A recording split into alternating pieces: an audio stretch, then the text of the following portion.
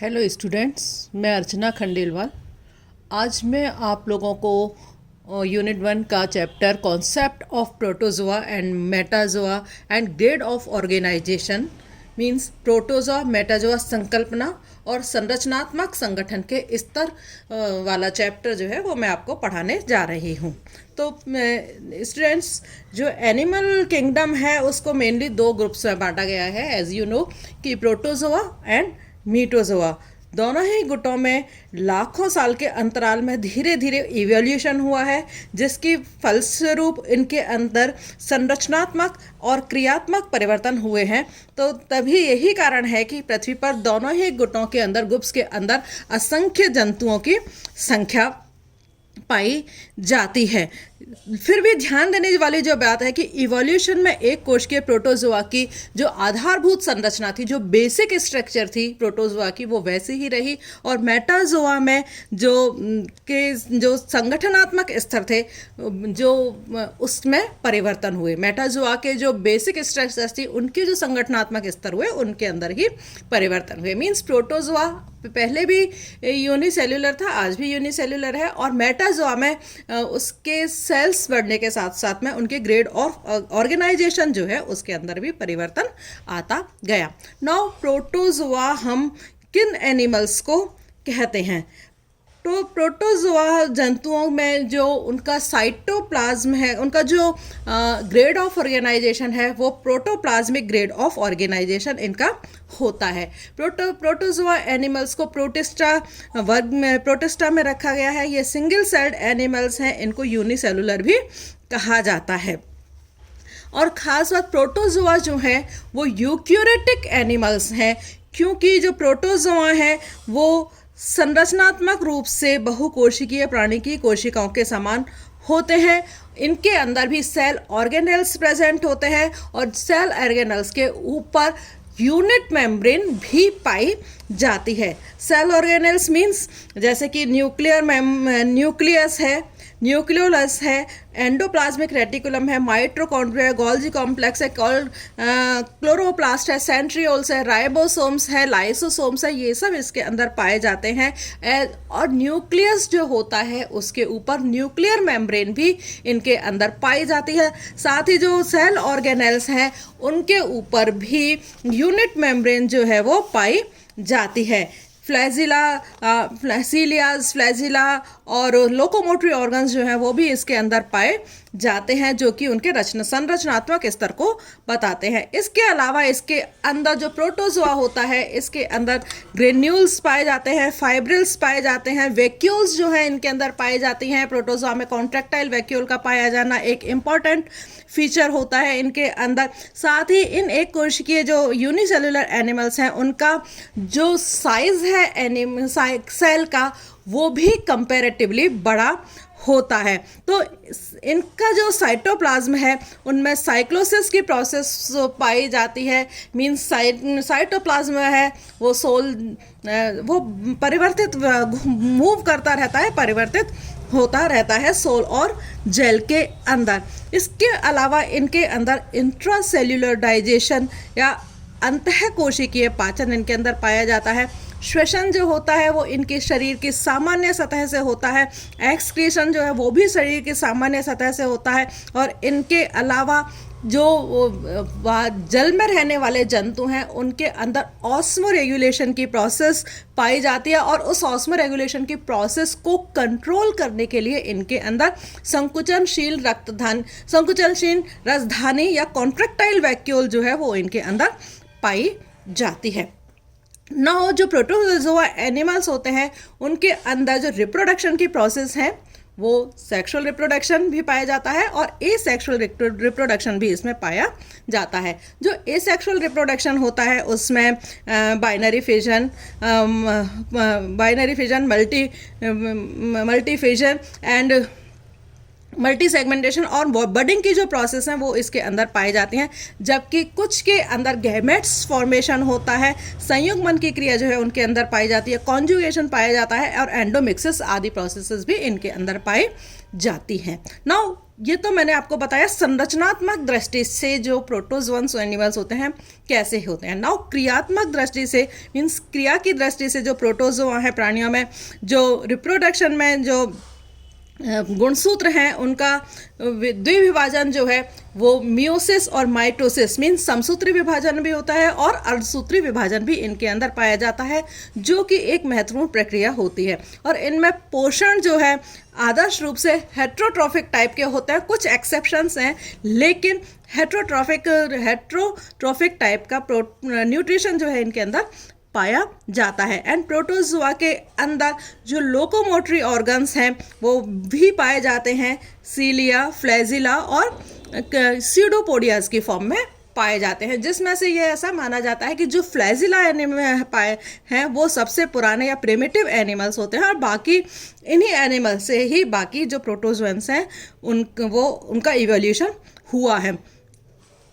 Now वातावरण की जो अनफेवरेबल कंडीशंस हैं उनके लिए प्रोटोजोआ एनिमल्स के अंदर एक रक्षात्मक परिकोष्ठन बनता है जिसको कि सिस्ट कहते हैं। सिस्ट बनाने की भी क्षमता इनके अंदर होती है और ये जो प्रोसेस है ये एनसिस्टमेंट कहलाती है। तो प्रोटोजोआ प्राणियों में जो कई ग्रुप्स में जो यूजुअली सिंगल सेलुलर होते हैं, इनके अलावा इनके अंदर एक कॉलोनी बनाने की भी क्षमता होती है। मीन्स एनिमल्स जो है प्रोटोजोआ के वो सिंगल भी रह सकते हैं और कॉलोनियल फॉर्म के अंदर भी रह सकते हैं। फॉर एग्जांपल वॉल्वॉक्स जो है वो एक तरह से वॉल्वॉक्स जो है वो प्राणी संगठनों में इस तरह का उद्गम शायद एक कोशिकीय जंतु से ही वहाँ पर प्रारंभ होता है। तो जो कॉलोनियल प्रोटोजन प्राणियों में प्राय जो लेबर ऑफ डिवीज़न है वो नहीं उनके अंदर पाया जाता है, या डिवीज़न ऑफ लेबर जो है नहीं पाया जाता है। तो इन्हीं संरचनात्मक और क्रियात्मक लक्षणों एवं गुणों के कारण ये जो यूनिसेल्युलर हैं प्राय एक सूक्ष्म जीव के रूप में भी अत्यंत डाइवर्सिटी वाले हैं, विशाल हैं और स्वतंत्र समूह अपना ये बनाते हैं। इसके सदस्य पृथ्वी के लगभग सभी वातावरण एवं हर तरह की जो इकोलॉजी है उसमें पाए जाते हैं। तो स्टूडेंट्स, जो प्रोटोजोआ ग्रुप है उसमें आप लोगों को बेसिकली जो समझने की चीज़ है वो ये है कि आपको पहले उसमें प्रोटोजोआ की संरचना को ध्यान में रखना है कि प्रोटोजोआ एनिमल्स संरचना कैसी होती है, उनके अंदर कौन कौन से सेल ऑर्गेनेल्स पाए जाते हैं और उनके अंदर वो किस तरह से क्रियाविधि मीन्स वो किस तरह से एक्शन वो करते हैं, और फिर उनका संरचनात्मक क्रियात्मक दृष्टि से उनको बताना है कि उनका न्यूट्रिशन कैसा होता है, रिप्रोडक्शन जो है उनके अंदर कैसा होता है, एंड वो एक्सक्रीशन किस तरह से होता है, और सर्कुलेशन जो है वो कैसे उनके अंदर होता है। नाउ दूसरा जो पॉइंट है इसमें कॉन्सेप्ट ऑफ मेटाजोआ। मेटाजोआ समूह के जो सभी सदस्य हैं वो कॉम्प्लेक्स मल्टीसेल्युलर संरचना वाले होते हैं और इनके जो दैहिक संगठन है इनके अंदर जो इनका ग्रेड ऑफ ऑर्गेनाइजेशन है वो सेल टिश्यू से लेकर के टिश्यू ग्रेड से लेकर के ऑर्गन एंड ऑर्गन सिस्टम तक इनका ग्रेड ऑफ ऑर्गेनाइजेशन पाया जाता है। यूजुअली जो मेटाजोआ एनिमल्स हैं उनका जो विकास है, उनका जो भ्रूणीय विकास है उनके लार्वल स्टेजेस से शुरू होता है। कुछ एनिमल्स के अंदर लार्वल स्टेजेस पाई जा सकती हैं और कुछ एनिमल्स के अंदर लार्वल स्टेजेस नहीं पाई जा सकती हैं, लेकिन ये जो लार्वल स्टेजेस हैं उनकी संरचना और वयस्क जो होते हैं मेटाजोअन्स उनकी संरचना में विभिन्नता पाई जाती है। तो जो मेटाजोअन्स हैं वो सभी प्राणियों के अंदर भी वो हेट्रोट्रोपिक प्रकार के होते हैं, कुछ को छोड़ दो, और ज़्यादातर ये विशिष्ट रूप से होलोट्रोफिक टाइप के होते हैं। ज़्यादातर जो सभी एनिमल्स हैं वो जो मेटाजोअन्स हैं वो स्वतंत्र हो सकते हैं, परजीवी हो सकते हैं, एंड ये परजीवी हो सकते हैं। इनका जो डाइजेशन का सिस्टम है मीन्स इनका जो खाना खाने का तरीका है वो पहले एक बार में थोक में फूड खाना खा लेते हैं, फिर उसको पचाते हैं और फिर उसका इजेशन करते हैं, बाहर निकाल देते हैं। तो ये जो प्रोसेस है उनकी 3 प्रोसेसेस में कंप्लीट होती है। एक तो अंतर्ग्रहण, दूसरा पाचन और तीसरा बहिर्गमन। इंग्लिश में बोलें तो इंजेशन, डाइजेशन और इजेशन इसको हम कहते हैं। तो पोषण की ये सारी सामूहिक जो क्रियाविधि है उसको हम संभरण या एलिमेंटेशन कहते हैं। और यह मेटाजोअन का यूनिवर्सल गुण है, कैरेक्टर्स है, यूनिवर्सल कैरेक्टर्स है एलिमेंटेशन की प्रोसेस का पाया जाना। मेटाजोअन्स एनिमल्स जो हैं वो मल्टी सेल्यूलर तो होते ही हैं, इसके कारण ये एक कोशिकीय जो एनिमल्स होते हैं उनके कंपैरिजन में साइज में भी ये काफ़ी बड़े हो जाते हैं। तो परिमाण इनका काफ़ी ज़्यादा होता है और अपने इसी परिमाण की वजह से इनकी जो फूड की जो ज़रूरतें हैं, खाने की जो ज़रूरतें हैं वो काफ़ी ज़्यादा हो जाती हैं। तो खाने की ज़रूरतों को पूरी करने के लिए इनके अंदर लोकोमोशन की जो प्रोसेस है, गमन की जो प्रोसेस है उसका विकास हुआ। तो लोकोमोशन जो है मल्टी सेलुलर एनिमल्स का एक सामान्य सा गुण है और इस लोकोमोशन को कंट्रोल करने के लिए शरीर के अंदर जो है नर्वस सिस्टम बना एंड मस्कुलर सिस्टम और अंग और अंतंत्रों का इसके अंदर विकास हुआ। तो जो नर्वस सिस्टम है वास्तव में वो शरीर की जितनी भी सभी क्रियाएं होती हैं, आंतरिक क्रियाएं होती हैं, उन सब का ये कंट्रोल करने का काम करता है। कौन? Nervous system. और इसी तरह से जो संवेदनाओं को संवेदांगों के द्वारा ग्रहण कर ये प्राणी को उस वातावरण में रहने के अनुकूल भी बनाता है।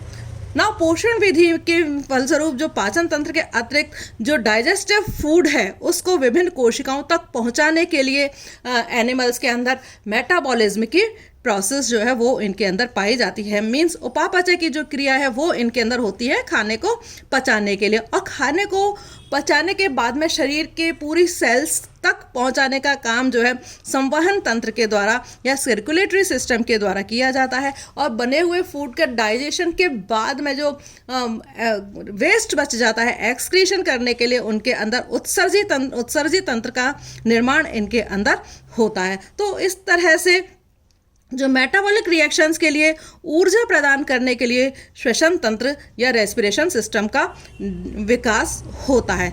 तो सफल प्रजनन करने के लिए या अपने एनिमल्स जाति को बढ़ाने के लिए इनके अंदर रिप्रोडक्शन की जो प्रोसेस है वो पाई जाती है।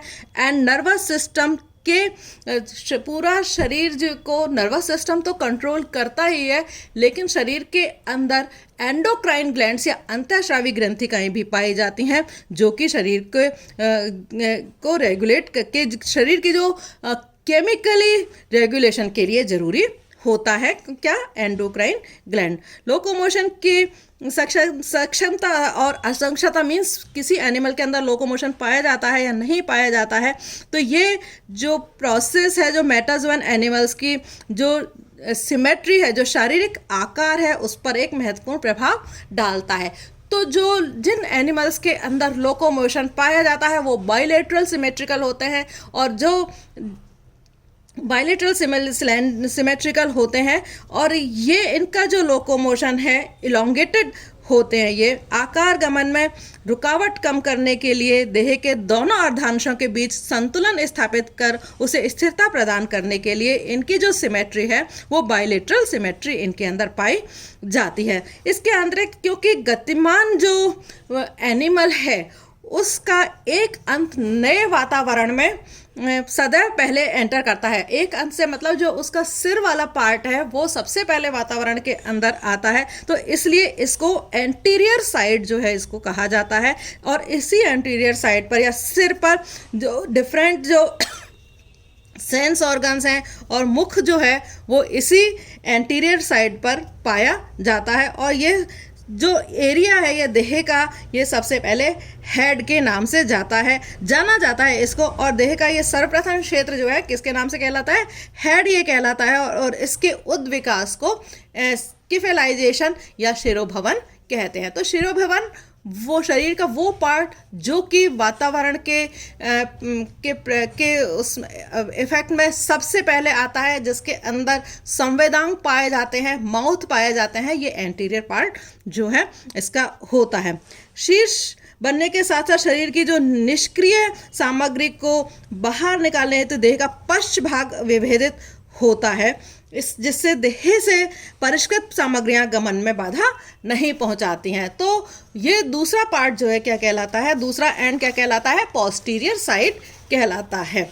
नाउ कुछ जंतु ऐसे होते हैं, एनिमल्स ऐसे होते हैं मेटाजोन्स में जो कि सिसाइल होते हैं। तो ऐसे जंतुओं की सिमेट्री प्लांट्स के जैसे होती है, मींस जो सिसाइल एनिमल्स होते हैं उनकी जो सिमेट्री है वो रेडियल सिमेट्री उनके अंदर पाई जाती है। ये सभी दिशाओं से देह को अपने निकटतम वातावरण से प्रभावित करती हैं और इसमें जो और लोकोमोटरी जो एनिमल्स हैं और जो सिसाइल एनिमल्स हैं उनमें फ़र्क ये होता है कि इनके ऊपर सुस्पष्ट हेड, सिर का अभाव इनके ऊपर होता है, एंड संवेदांग जो है इससे और जुड़े हुए जो सेंस ऑर्गन्स हैं और इससे जुड़े हुए जो और अंग हैं वो अविकसित इनके अंदर पाए जाते हैं। तो इससे ये सिद्ध होता है कि जो शीर्ष है तथा उससे जुड़ी हुई जो संरचना है वो बहुकोशियों में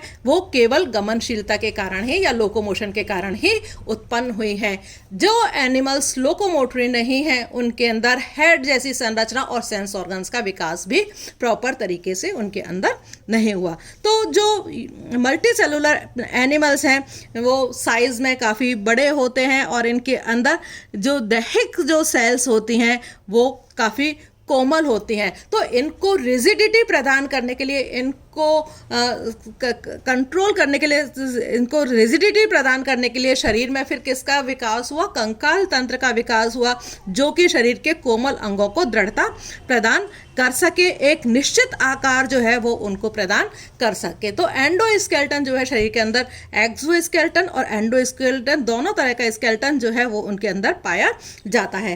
कंकाल जो है वो कैल्शियम का भी बना हुआ हो सकता है, सिलिका का भी बना हुआ हो सकता है और प्रोटीन युक्त भी ये हो सकता है। इसके अलावा जो मल्टी सेलुलर एनिमल्स हैं जिनके अंदर लोकोमोशन होता है, तो हम उनकी जो परिकल्पना है वो हम ये कह सकते हैं कि जो मल्टी सेलुलर एनिमल्स होते हैं उनके अंदर 3 जर्म लेयर्स जो है वो पाई जाती हैं, एक्टोडर्मिस, एंडोडर्मिस और मीजोडर्मिस जो है वो इनके अंदर पाई जाती है। और इसकी जो कल्पना है हम एक कॉम्प्लेक्स 3 लेयर ट्यूब्यूल से कर सकते हैं, जिसका कि जो बाहर की तरफ है वो इंटेग्यूमेंट होता है, अंदर की तरफ जो है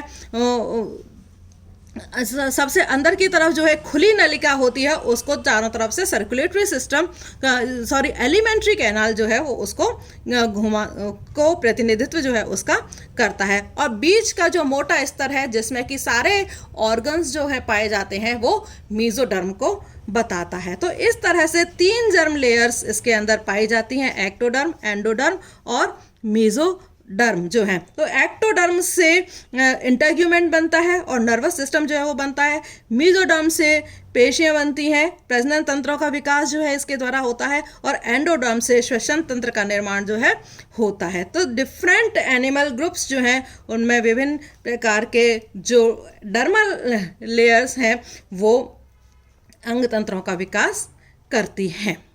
तो इस तरह से जो एनिमल्स हैं उनके अंदर जो मेटाजोआ कॉन्सेप्ट जो है काम में आता है। तो अब मैं आप लोगों को बता रही हूँ संगठन के स्तर।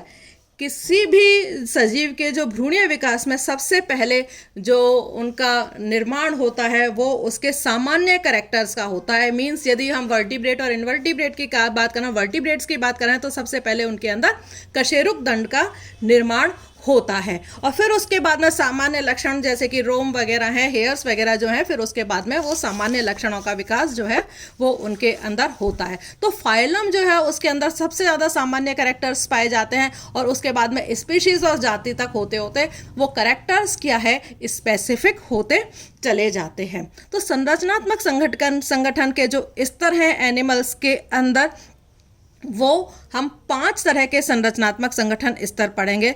तो विभिन्न संघों का संरचनात्मक संगठन स्तर जो है वो भिन्न भिन्न होता है। तो फाइलम प्रोटोजोआ के जो सदस्य जो कि यूनिसेल्युलर होते हैं, एक कोशिकीय होते हैं, और ये एक कोशिका ही ये सारी जैविक क्रियाओं को बनाती है। इसमें डिवीजन ऑफ लेबर भी नहीं पाया जाता है। जबकि जो मेटाजोआ के सदस्य होते हैं वो मल्टी सेल्युलर होते हैं, और मल्टी सेल्युलर एनिमल्स में डेवलपमेंट के साथ या इवोल्यूशन के साथ साथ इनके अंदर श्रम विभाजन भी, इनके अंदर डिवीजन ऑफ लेबर भी इनके अंदर पाया जाने लगता है। तो इस आधार पर इनका जो इवोल्यूशन है, मीन्स सेल से टिश्यू बने, टिश्यू से ऑर्गन बने, ऑर्गन से ऑर्गन सिस्टम जो है उनका निर्माण होता है। तो इसी आधार पर जो संगठनात्मक स्तर हैं वो शरीर के अंदर बनाए जाते हैं। तो सबसे पहला संगठनात्मक स्तर है प्रोटोप्लाज्मिक ग्रेड ऑफ ऑर्गेनाइजेशन, जिसको हम कहते हैं। तो इस प्रकार का संगठन जो का स्तर जो है फाइलम प्रोटोजोआ के जो एनिमल्स हैं उनके अंदर पाया जाता है। तो इस संघ के सदस्यों का शरीर एक कोशिकीय होता है, डिवीजन ऑफ लेबर नहीं पाया जाता है, और यही एक सेल जो है सभी जैविक क्रियाओं का संपादन करती है। दूसरा है सेल्यूलर ग्रेड ऑफ ऑर्गेनाइजेशन, जिसको हम कहते हैं। तो इस प्रकार का संगठन जो है फाइलम पॉरीफेरा के सदस्यों में पाया जाता है, जिसको कि पैराजोआ के अंदर रखा गया है। इसमें जो टिश्यूज़ और ऑर्गन्स जो हैं वो अभाव होता है, मीन्स इस तक नहीं पाए जाते हैं, केवल सेल्स ही इसके अंदर पाई जाती हैं, और ये जो सेल्स ही हैं वो शरीर का सारा काम करती हैं। अलग अलग तरह की सेल्स जो होती हैं वही शरीर के सारा काम करती हैं। तो जो फाइलम पॉरीफेरा ग्रुप के सदस्य हैं उनके बाहर की जो लेयर है उसको पिनेकोडर्म, और अंदर की जो लेयर होती है उसको कोइनोडर्म कहते हैं। पिनेकोडर्म और कोइनोडर्म इन दोनों के बीच में एक सेल्स तरह की सेल्स पाई जाती हैं, जिसमें मीजेनकाइम सेल्स जिनको हम कहते हैं। तो इनमें विभिन्न भिन्न प्रकार की कोशिकाओं द्वारा भिन्न भिन्न कार्यों को किया जाता है। तो इसमें सेल्यूलर ग्रेड ऑफ ऑर्गेनाइजेशन में सेल्स जो है वो ही काम करती हैं। तीसरा है cell tissue grade of organisation, कई सारी सेल्स जो मिलकर के वो टिश्यूज़ का निर्माण करती हैं। तो फाइलम सीलेंट्रेटा के जो सदस्य हैं उनके अंदर cell tissue grade of organisation पाया जाता है। इसमें भी 2 लेयर्स पाई जाती हैं, बाहर की ओर एक्टोडर्म कहते हैं और भीतर की ओर जो पाई जाती है वो एंडोडर्म कहते हैं। इसमें भी ऑर्गन और ऑर्गन सिस्टम का अभाव, टिश्यू नहीं पाए जाते हैं, ऑर्गन सिस्टम का अभाव जो है इनके अंदर पाया जाता है, और भिन्न भिन्न कोशिकाएं जो हैं भिन्न भिन्न प्रकार के कार्यों को करती हैं। ऊतक अंग संरचनात्मक स्तर या tissue organ grade of organisation, इस प्रकार का जो ऑर्गेनाइजेशन है टिश्यू ग्रेड ऑर्गेनाइजेशन जो है वो फाइलम प्लेटीहेल्मिन्थीज के सदस्यों में पाया जाता है, और इस संघ के सदस्यों में आते आते ऑर्गन्स का निर्माण शुरू हो जाता है। Organ system grade of organisation, organ system में यहाँ पर ऑर्गन्स के द्वारा कई सारे ऑर्गन्स मिल करके ऑर्गन सिस्टम का निर्माण जो है करते हैं, और इस प्रकार का जो संगठन है सबसे उच्च स्तर के जो मेटाजोआ के सदस्य हैं उनके अंदर ये पाया जाता है। इनके अंदर डिफरेंट टाइप के सिस्टम्स जैसे कि डाइजेस्टिव सिस्टम है, एक्सक्रीटरी सिस्टम है, रिप्रोडक्टिव सिस्टम है, वो सब इनके अंदर पाए जाते हैं। Aschelminthes, Annelida, Arthropoda, Mollusca, Echinodermata, Hemichordata और कॉर्डेट्स में जो सिस्टम पाया जाता है वो organ and organ grade of organisation जो है वो इनके अंदर पाया जाता है। Thank you.